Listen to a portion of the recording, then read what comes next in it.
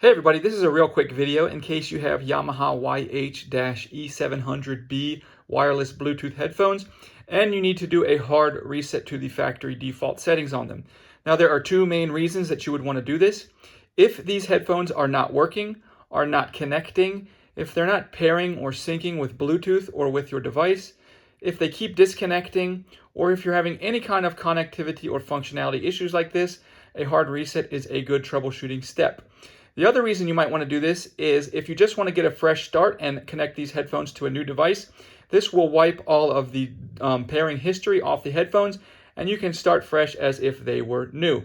So it's quite easy to do. The first thing you need to do is just make sure that your headphones have a sufficient charge.